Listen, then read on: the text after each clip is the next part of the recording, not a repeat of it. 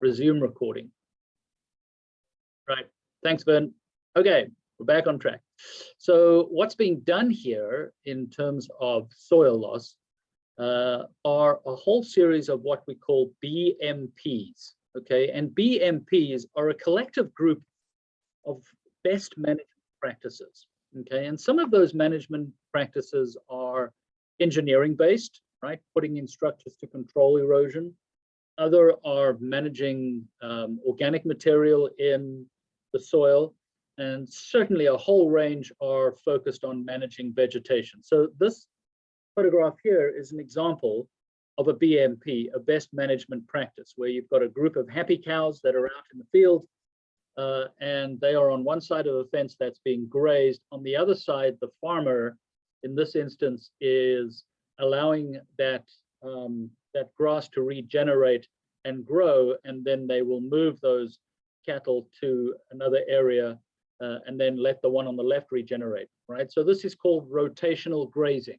Very simple, nothing complicated to it, as opposed to chronic overgrazing, which happens in many parts of the world. Pile as many cattle or other animals onto an area as you can and overgraze it and then move on, right? So rotational grazing is one best management practice. As you look at this slide, this is a series of strawberry fields, okay, in California. Look at the slide for a minute, and can anyone infer what best management practices are being done here? Don't worry about the plastic. The plastic is not that, well, it does help protect the soil, but the plastic that is there to control moisture, because strawberries are very sensitive to moisture, and you can see that they are planted up at a slightly higher elevation. But as you look at this, everybody, anybody see any best management practices that we could perhaps highlight here? Maximize their space. Sorry, say that again, Janera, you're choppy. I just said irrigation or something. Maybe because there's a pattern like farther back in the photo, so I thought that maybe the reason why it's all spaced out is because of irrigation. Maybe you're using less water. I don't know. Okay. Yeah, you said pattern. What pattern do you see here? And then one in the back where it goes like, yeah, the alternating strips, like Holly said. Okay. It was like green, brown, green, brown. Yeah, so you've got alternating strips. So the slightly greener, slightly darker, that's just a light and coloration thing. But you do have strips here, right? So these are the rows of strawberries doing that, okay? But they're doing what? They're not the contour. Does everybody see that, right? The farmer here is not taking these strawberries and lining them up straight up the field like that, right? The best management practice here, and Janera, this is the pattern that I think you probably saw, is known as contour plowing, right? Where the farmer follows the contour, and what that does is that when it rains and runoff begins to move down slope, is that runoff does not move down slope in between the rows. In other words, the up and down plowing concentrates runoff and exacerbates soil erosion. Doing it this way, the runoff that moves down slope is hitting these ridges of the crops, you know, every 3, 4, 5 feet. So that slows the runoff down, it slows the velocity down, and it reduces the erosion, right? So these alternating, as Holly, you said, alternating strips, the strips of the crops are following the contour. Also notice here that in the center part here, at some point, you've got to evacuate the water off that field, right? So this is where water would concentrate and run down the slope, and the farmer has planted a cover crop here. It's a grassed waterway to try and reduce the velocity. So a lot of the best management practices are focused on reducing runoff, reducing soil erosion, slowing things down so that we don't lose large amounts of soil, right? That's one of the best management practices, okay? Here's another one. I don't know if any of you are from Iowa or Corn Belt, but here are a combination of best management practices on corn, and the photographs show you essentially the similar story here. So here's corn. I'll just go to the left photograph here, and I'll color this in red for a second. So here's the corn crop, and in between that corn crop, the farmer has planted a cover crop, right? This is known as strip cropping, where you plant your corn and you don't cover the entire field in corn, but you have these strips of grass. What do you think that does? Why would you put cover grass in strips like this between the rows of corn? Same deal, right?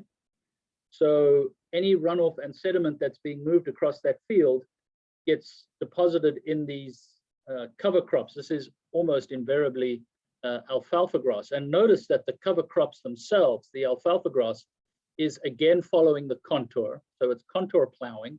And there are also these grass strips here to help slow down runoff that's being evacuated off the fields, right? So these best management practices are fairly simple and straightforward: managing vegetation, plowing along the contour, planting cover crops, rotational grazing, things like that, that really help reduce runoff.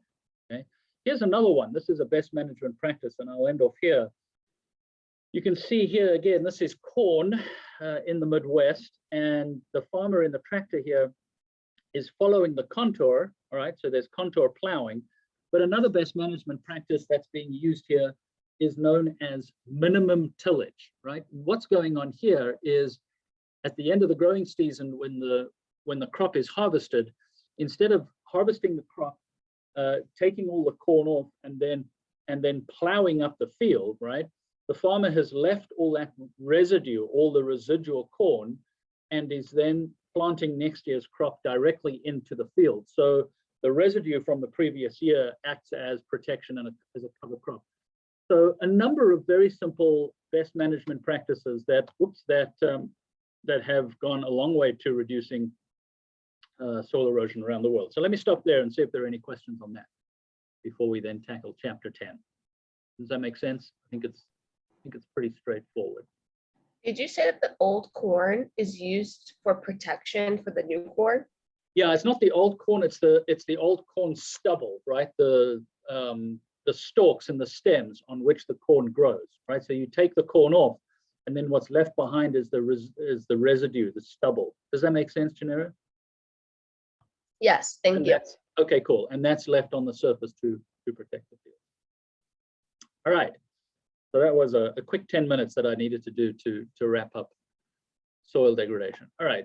The final big issue, everybody, that I wanted to cover, and we'll talk about this today and we'll talk about it on Tuesday, is water, the water crisis, right? Another one of our biological, geochemical resources here. And I've put all the slides here into one PDF, but I'm going to split this out into two sections, essentially. The first section we'll talk about today, which is water supply, our water resources, okay?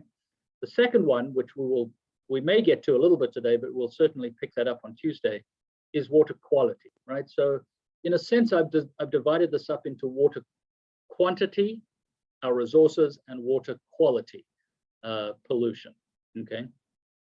All right, so let's talk about water. Yeah, you know, how inappropriate to call this planet Earth when it is ocean. We know that 70% of the surface of the planet is covered by water, right? 30% is terrestrial land surface.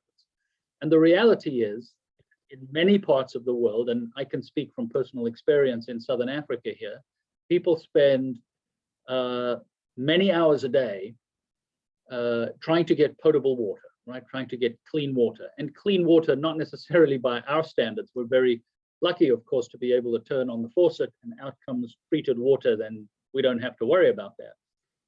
But that's not the case in many parts of the world. So I just remind you again that that's one of the big themes here, right? The disproportionate access to resources like water or clean air or whatever the case may be. Okay. Rainfall is not equally distributed around the world. Okay, sorry, I just want to see something here. Yeah. My computer's just playing up for a second. Let me just do that, right? So in terms of water supply, and I've just shuffled a couple of slides around here just to try and make it work a little better. So the first thing about water supply, water quantity, is that not all things are equal, right?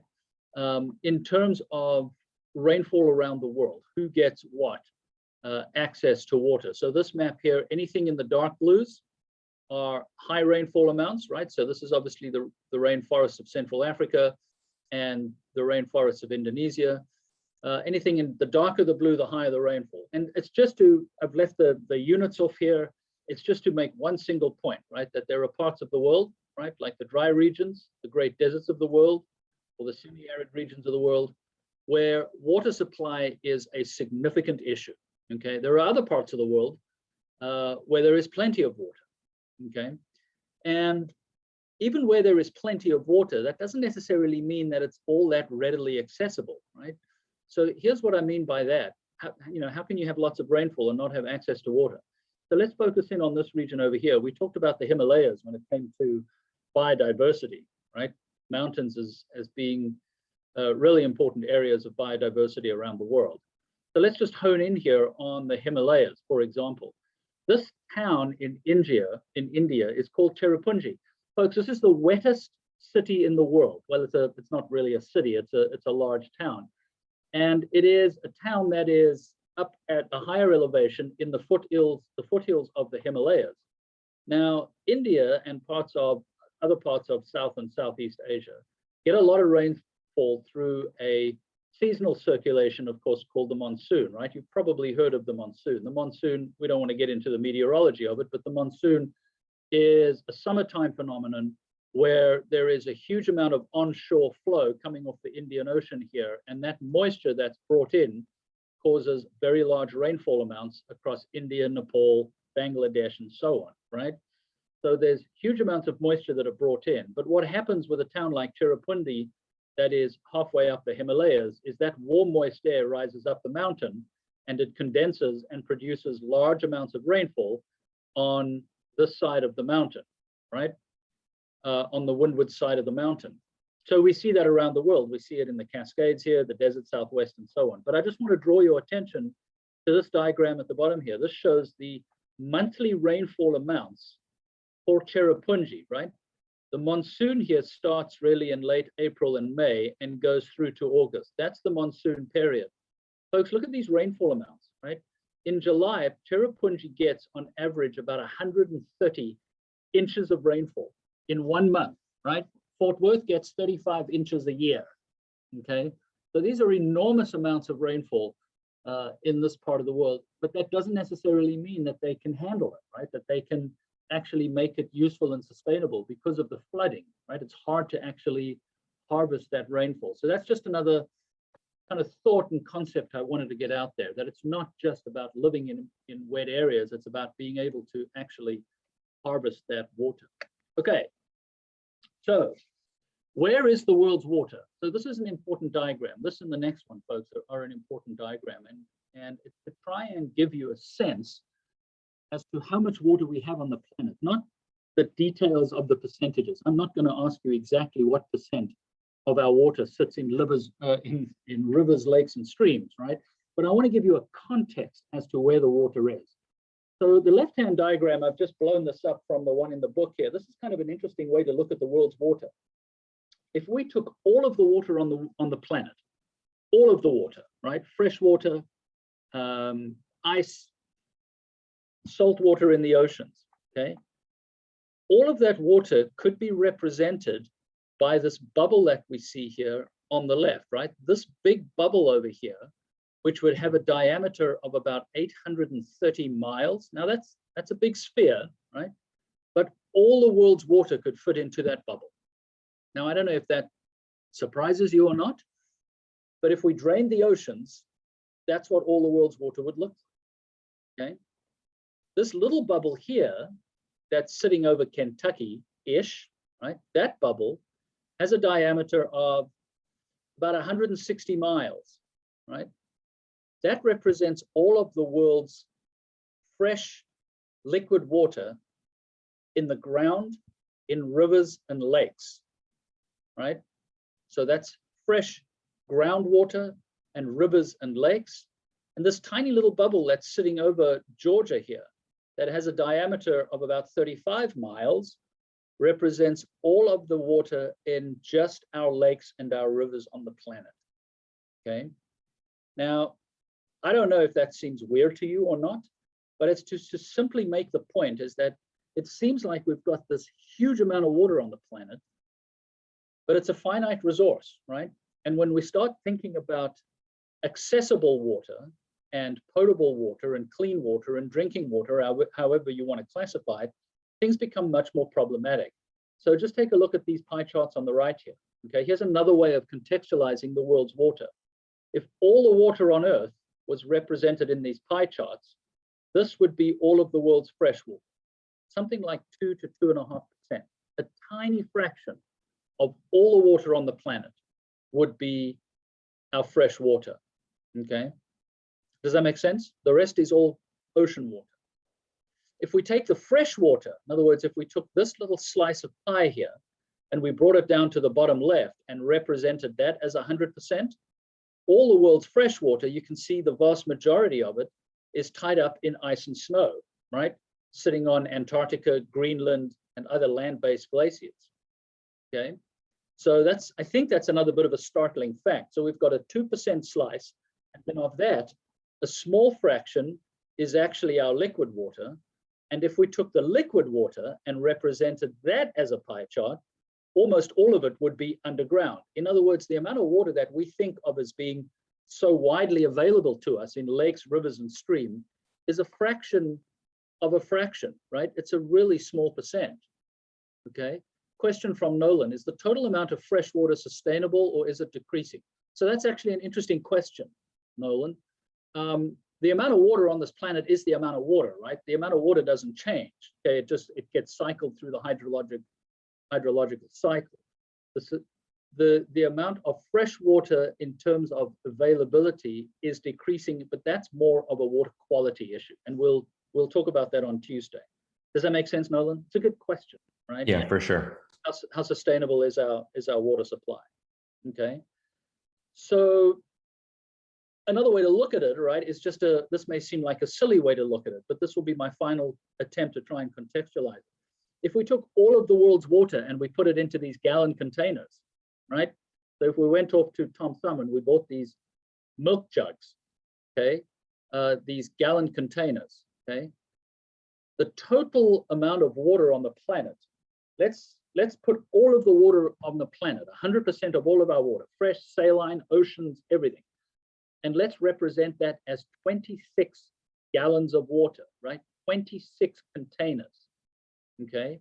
Just as a concept, as an illustration. If we did that, only about 2 to 2.5%, or about 0.8 gallons, would actually be fresh water. And the vast majority of this water sitting in this gallon that's light blue would be tied up in ice and snow. And the vast majority of the liquid water would be tied up in groundwater. In other words, and this in a sense addresses your question, Nolan, the amount of readily available fresh water, in other words, in lakes, reservoirs, rivers, is about half a teaspoon, okay? Now, I don't want to keep going on and on about how to contextualize the water supply. My point simply is, we have to be extremely careful and aware of this resource because there's not a lot of it, right? So any thoughts or comments or questions on that, just as a kind of framing of the water issue? Again, So yeah, let me go back. Oh, sorry. When people say that like water is a non-renewable source, wait, I forgot what I was gonna say. Never mind. No, I kind of like where you're headed with this one, right? Non-renewable. So, I mean, so all the water on the planet, I mean, you know, we're drinking water that the dinosaurs drank, right? Very little water escapes back to outer space. Very little water comes into the Earth ocean atmosphere system, right? The amount of water on this planet is what it is. Okay? The question is, how is it recycled and what are we doing to it in terms of pollution? How much of that half a teaspoon are we essentially taking out of circulation by polluting it? I don't know if that's where you were going with this, Gennaro, or not, or whether you just want to drop it, but kind of like where you were headed. Yeah, I think that's where I was heading. Like, yeah, why do we call it non-renewable resource if we don't have them?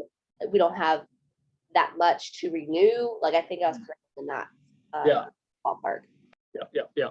No, absolutely. Right. So we take fresh water if we just think back and try and tie this back into energy, right? We take fresh water and we pump it down wells to frack wells. Well, you know, is that water reusable? Well, some of it is treatable, some of it is not, right? Some of it is permanently polluted and has to be re-injected back into the ground.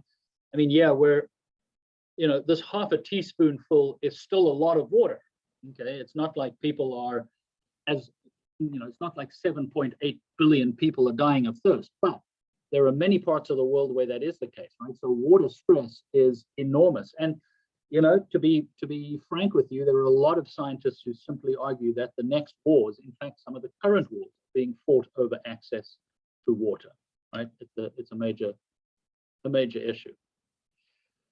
All right, here's another concept, okay? A little more complicated here. So where is our water? So our water is in our lakes, okay? It's in our rivers, but remember, the vast majority of our liquid fresh water, right? We go back to those pie charts, 95% of our liquid fresh water, not our water that's sitting frozen on ice caps, our liquid fresh water is underground, right?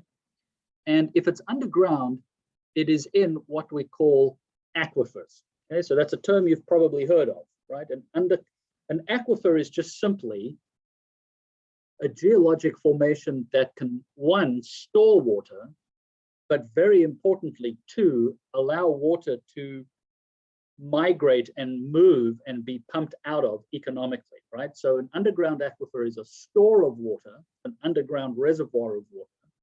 But to be economically viable, it's also got to be porous enough for that water to migrate, to be able to move. So an aquifer is an economically viable storage of water underground. And this is what I want you to be comfortable with, everybody. The difference between what we call a confined and an unconfined aquifer. And the caveat here, everybody, is that subsurface geology is enormously complicated, right? And so I've really tried to simplify these diagrams over here. So let's take the simplified one, right? So here is the surface of the earth, okay? And here we've got rainfall coming into the surface of the earth. If you went outside right now, if I walked outside of my office, outside of Sidrich, and I went onto a patch of grass somewhere, right, on campus, and I drilled a hole and I started drilling downwards, at some point, you're going to see this part here. You're going to see the top of the water table, right?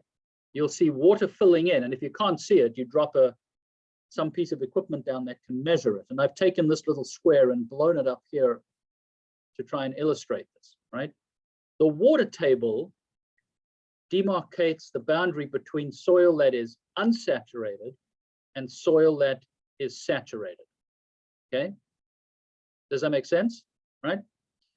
So if you drill a hole and you can see the water table, and if that water table rises as the rainfall continues, or drops as it dries out, okay, you are in what is known as an unconfined aquifer, right? An unconfined aquifer. So here's a way of thinking about it. If you had I should have one, but I don't. If you had a big sponge, like a bath sponge, okay, and you put a sponge down on a table and you start pouring water onto that sponge, the water starts infiltrating into the sponge, right? And eventually that water will go down to the bottom of the sponge and it'll start collecting on the table, and then it'll start rising up and start saturating that sponge. That is an unconfined aquifer. In other words, the water gets into the sponge from you pouring water on top of it, right? Does that make sense to everybody? That's an unconfined aquifer. And the aquifer gets water or is recharged by rainfall simply falling on the top of it, okay? A confined aquifer is a sponge sitting between two impermeable layers, right? A layer that does not allow water to move vertically between them. In other words, it would be like taking the sponge and putting a block of wood on top and a block of wood at the bottom, confining that sponge between two impermeable layers, right? So let me show you, and I hope you can see that over here. This here is a confined aquifer. The blue is the geologic formation containing the water, okay? all the pore spaces there, everybody, is saturated with water. This is the confining layer above. This is the confining layer below. Water cannot move vertically between those confined layers, right?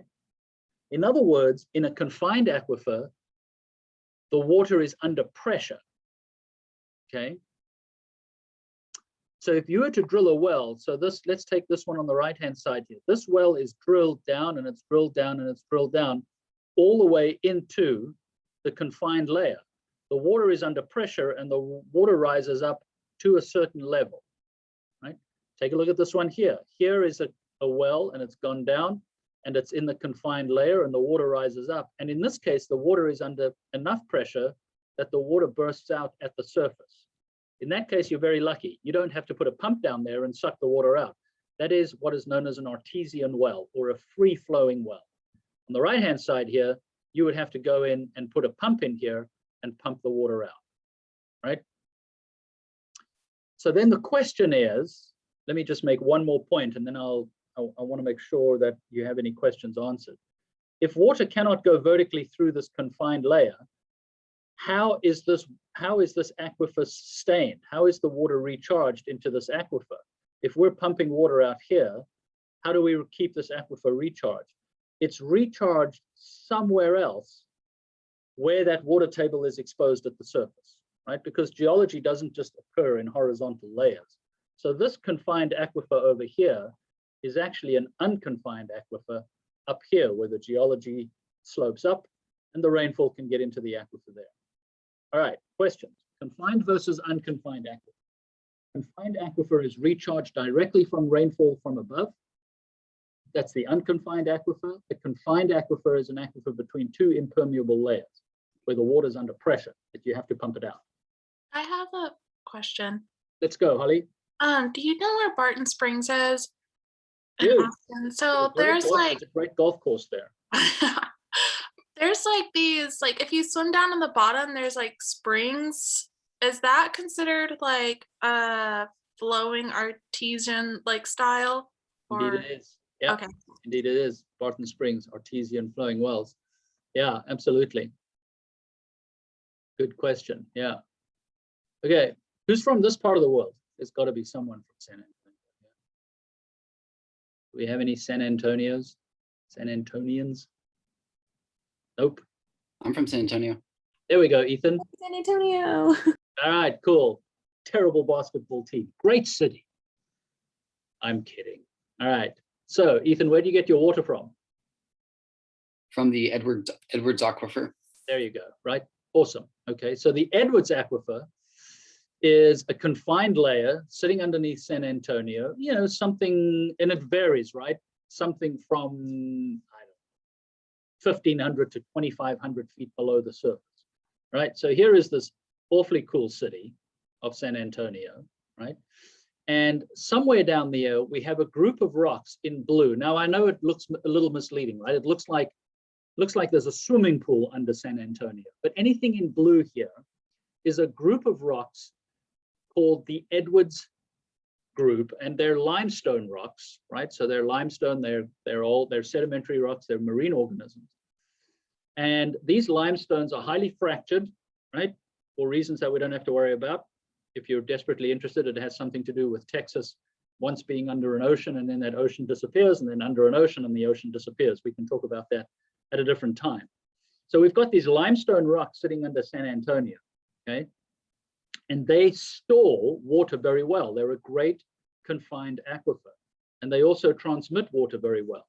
There's rocks underneath them that are older than the Edwards, and there's rocks above them that are younger than the Edwards. And San Antonio, by far, gets almost all of its water from this aquifer underneath it here, called the Edwards Aquifer, right? Subsurface groundwater aquifer, economically incredibly important, right, to the region. But notice, everybody, that under San Antonio, by definition, this is a confined aquifer, right? This is an impermeable surface above, an impermeable surface below. You have to drill a well into the Edwards and pump the water out. But notice that the Edwards up here, when you get to the Balcones escarpment, is exposed at the surface, right? So that's what I've tried to draw in the previous diagram, when you've got a confined aquifer and then the geology tilts up. So this area all here in light blue is the recharge zone, right? It's where the Edwards limestones crop out at the surface, and that becomes the area where the Edwards aquifer gets recharged by rainfall. I hope visually that makes sense. And I remember last July, I took a trip with my wife down to hill country, and we were driving around, and as we went around Austin and through hill country, we saw the signs on the road. I'm sure many of you have seen them, that you're entering the recharge zone for the Edwards aquifer, right? Why is that important?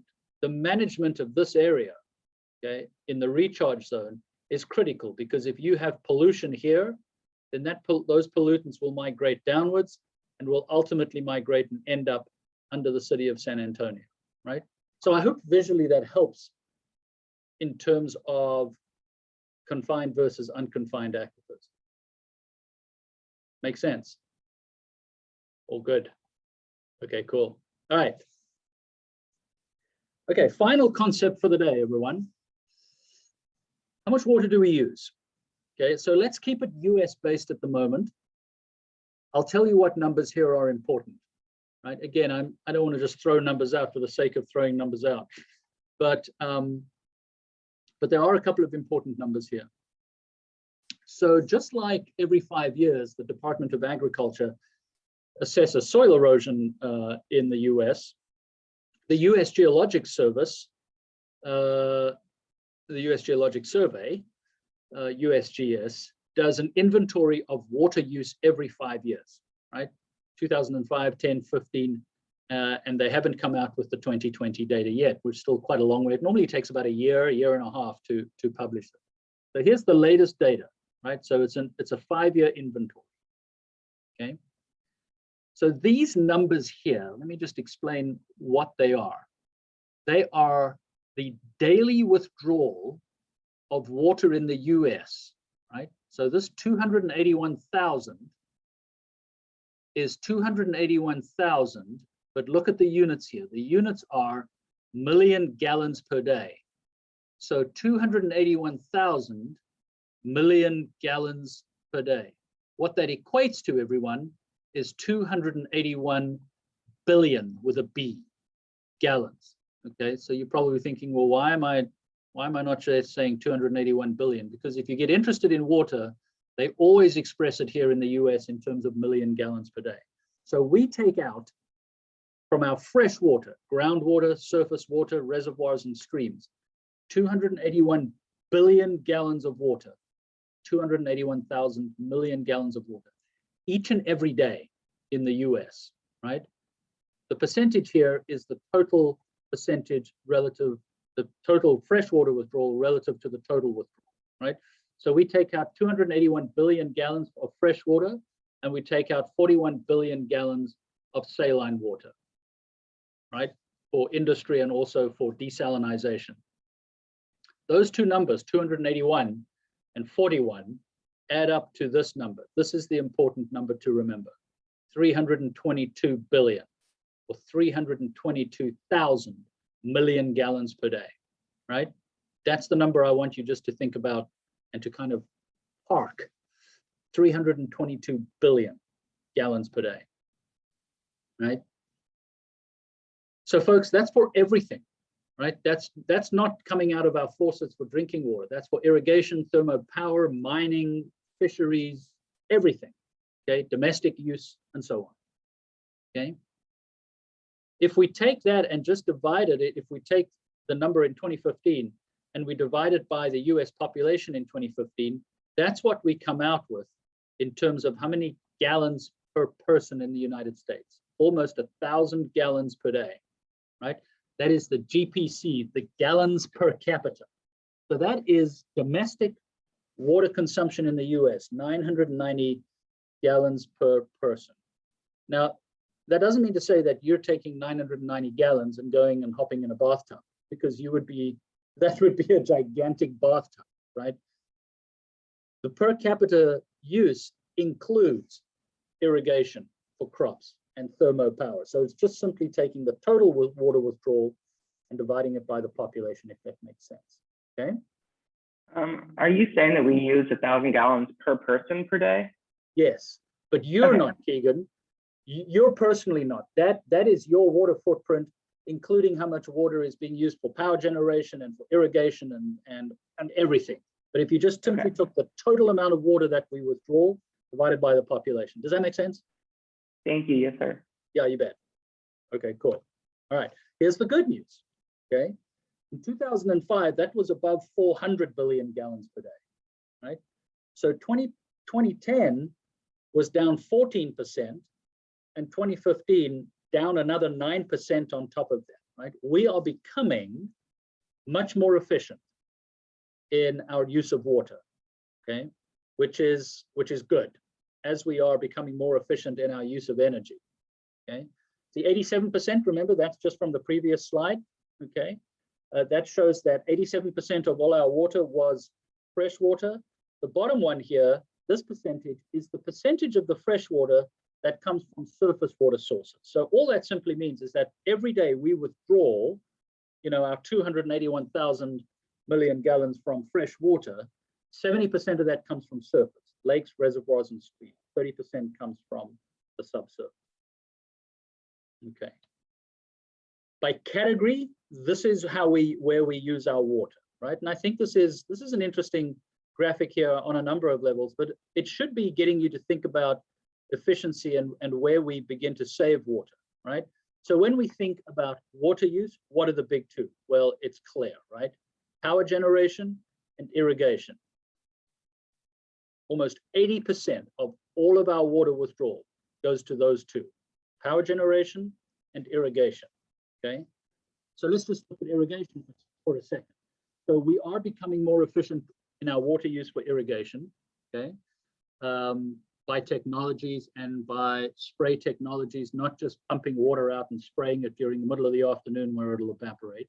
And we're certainly becoming much more efficient in terms of thermo power generation, right?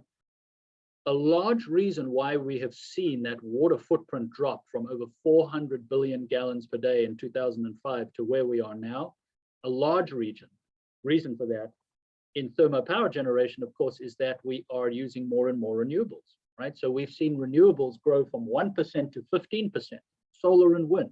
That has taken an enormous water footprint off the table in terms of coal, largely, but also fracking, but largely coal, right?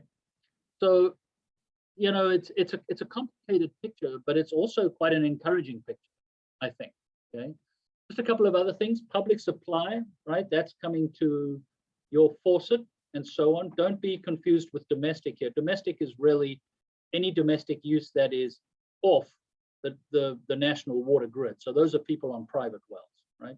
So public supply is the third biggest one in terms of our water use. And then finally, I think I'm going to actually end on this slide. I think this is always a fun one, and you may want to just spend a minute here looking for your particular home state. This is a diagram that shows the thirstiest states, right? So I know it's hard to show this on one slide. We've got everything from, it sounds like that school song, Alabama, all the way down to Wyoming, right? Total water withdrawal here in million gallons per day. So just to, again, reorient you, this is 30,000 million gallons, right? So that's 30 billion gallons, 20 billion gallons, right? Again, just to get you back onto the units. And you can see the states here, and brown is subsurface, blue is surface, okay? And you can see the map also. So you look at Texas, for example. Texas is dark blue. In other words, it's anything between 20 billion to 28 billion gallons per day, right? So look at the thirsty states here. And you could probably have predicted this. Florida, California, Texas. Wait a minute. Idaho? How can Idaho be the fourth thirstiest state? What's Maybe Idaho? Go ahead. sorry. Maybe because of all the farming going on. Yeah, enormous agricultural footprint. Irrigation. Yep, Ben, Elijah, spot on, right? Large irrigation, huge farming in Idaho, okay? again, you can look at your home state, right? So those are the big four, but the others also make sense, right? There's obviously a human footprint. So you look at New York, right? That's a big one. People and so on. Farming states are big. Interesting one here. I know there's some Nebraskans here. Look at Nebraska, right? Nebraska isn't the most populous state, but it's certainly a large agricultural state. But look at the importance of groundwater in Nebraska. Okay, more than half the water withdrawn in Nebraska comes from groundwater, from a particular aquifer that we're going to get to talk about. That's very, very important. So yeah, interesting in terms of where our water comes from. Okay, just to round this off, we've still got 5 minutes, so I won't stop right there. I think this is also a good way to contextualize it. This takes that total withdrawal per capita, okay, including everything. So Keegan's question about the 1,000 gallons, right? That includes irrigation and power. And it just shows some countries here for you to ponder, okay? So here's the United States. There's our 990 gallons per capita. Canada, and it drops off, right, pretty quickly. So the US is the thirstiest, not just for petroleum, but for water as well, okay, as total. And then this one, and I will here end here, this one then takes that and looks at average water use. Now this is per person per day. This takes out thermo power and irrigation. This is what we use ourselves, right, on average per person per day. Okay. Now there's a caveat here because this is household use per person. I probably should clarify that. So this includes watering lawns, for example. Okay. So this is average water use per person per day based on households. US, each person uses about 150 gallons per day, right? Okay, so that's washing clothes, watering lawns in and around your household. So the US, again, by far and away the thirstiest. You can see other countries less so. Now we start looking down here, okay? The UN says that 5 gallons per day is what is needed for basic human use. In other words, to stay alive, right? To drink, to wash your clothes, and to do your cooking, not to water your beautiful lawns or to wash your car or anything like that. 5 gallons per day is what is deemed to be the baseline minimum in terms of how much water we need. The world's poorest live on less than 2.5 gallons per day. We are luxuriating at 150 gallons per day. Again, that's not saying it's a bad thing or a good thing, it just is a thing. All right, questions, anybody? In terms of water supply, water use. Is the rest of the world following the same trend of a decreasing use of water? Yeah, so great question. So that depends. The majority of countries are, and so countries, you know, European countries, Germany, France, places like that, they are generally becoming more efficient. Other countries aren't, right? Deforestation and growing crops. Countries in South America are not. China is, as far as I'm aware, not decreasing in any significant way at the moment. And a large part of that is because of coal-fired power plants. Those two are very clearly interlinked. But the majority of developed countries are. And, you know, we think that that trend will continue. That's a good question. Thank you. You bet. Any other questions, everybody? All right. Now, the end is near. Okay, Tuesday, we will do a couple of things. I'll finish water quantity. We'll talk about water quality, and I'll also give you the study guide. And then Thursday, we will wrap it up. Again, let me just appeal to you. If you want to start setting up appointments, and it doesn't just have to be once, if you want to review material as we begin to approach the final exam, then please send me emails and let's set up some time. And just a reminder that that writing assignment is due tomorrow evening at 11:59. Please upload it onto D2L. A question from Audrey on virtual water. Yeah, that's a great question. I'm going to address virtual water on Tuesday, Audrey. Good point. All right, everybody, be safe. Have a great day. Have a great weekend. Thank you. you. Thank you. Thank you. I have a question. Thank you. Thank you. Yeah, fire Yes. away. So for the opioid, you want it as a PDF or do you want it as a Word document?